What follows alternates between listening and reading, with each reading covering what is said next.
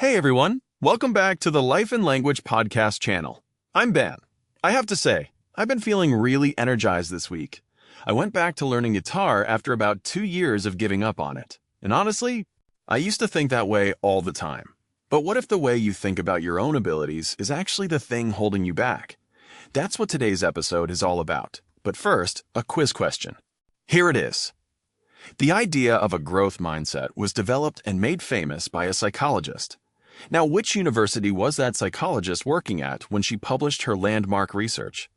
Was it A, Harvard University in the United States, B, Stanford University in the United States, or C, Oxford University in the United Kingdom? So, is it A, B, or C? I'm going to guess B, Stanford, but honestly, I'm not 100% sure.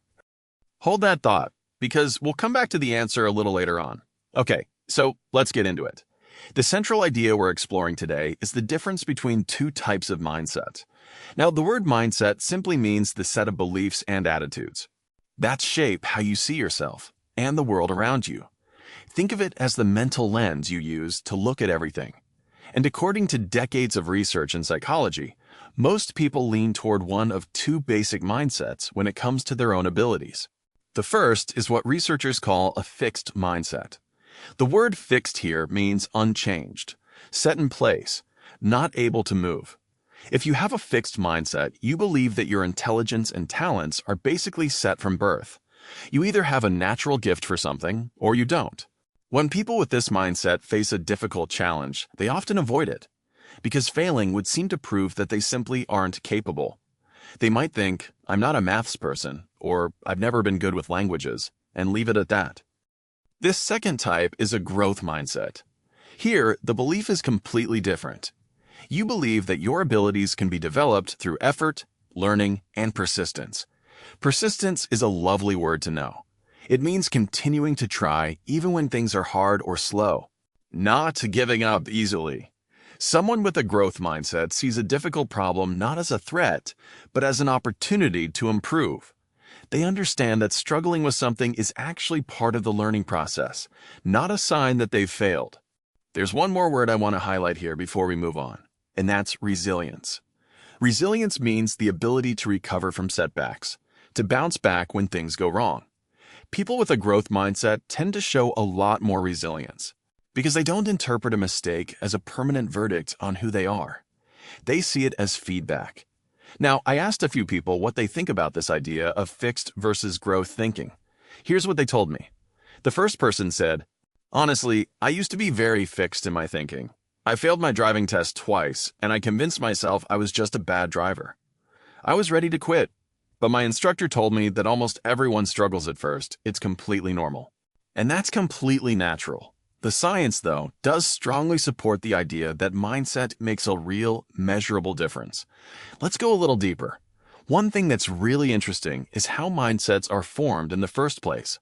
You can't train someone to be a world-class musician if they have no ear for music at all. And the third person said, I work as a primary school teacher, and honestly, the mindset research has completely changed how I give feedback to my students. Instead of saying, well done, you're so clever, I now say, well done, you worked so hard on that. It sounds like a small thing, but the difference in how the children respond is remarkable. So you can see there are differing opinions out there. And that really changed something for me. I passed on my third try. The second person said, I'm not sure I fully buy it. I think some people really are just naturally more gifted than others. Hard work matters, yes, but talent is real. Researchers have found that the way adults speak to children has an enormous influence. If a child is constantly told they are smart or talented, what's called ability praise, they can actually become more reluctant to take on challenges because they want to protect that image of themselves. On the other hand, children who receive what's called effort praise, being told that their hard work and strategies led to success, tend to become more willing to try difficult things. This idea connects to another important word: neuroplasticity. Neuroplasticity is the brain's remarkable ability to physically change and reorganize itself as you learn new things and practice new skills. The brain is not a fixed machine. It grows new connections when you challenge it, and it strengthens those connections with repetition. Knowing this makes the growth mindset feel less like a motivational slogan and more like a biological fact. Of course, cultivating a growth mindset isn't something that happens overnight. To cultivate something means to develop it carefully and intentionally over time, like tending a garden. It takes conscious effort. One practical strategy researchers suggest is paying attention to your inner voice when you face a challenge. When you catch yourself thinking, "I can't do this," try adding just one word, "yet." I can't do this yet. That small shift in language can actually begin to shift your thinking over time. Another key point is that even people who believe in growth mindsets can slip back into fixed thinking in areas where they feel especially threatened or insecure. So it's not a permanent switch you flip once and forget. It's more like an ongoing practice. Before we wrap up, let's quickly go through today's words so they really stick. Mindset, the set of beliefs that shape how you see yourself and the world. For example, her mindset changed completely after she started reading about psychology. Fixed, unchanged, and set in place, for example, he had a fixed idea that he was bad at writing, even though his essays kept improving. Persistence, continuing to try even when things are difficult, for example. It was her persistence that finally got her the promotion, not luck. Resilience, the ability to recover from setbacks, for example. After losing his job, his resilience impressed everyone around him. Neuroplasticity, the brain's ability to change and grow through learning. For example, scientists have shown through neuroplasticity research that adults can absolutely learn new languages. And cultivate, to develop something carefully and intentionally over time. For example, she worked hard to cultivate a positive mindset over several months.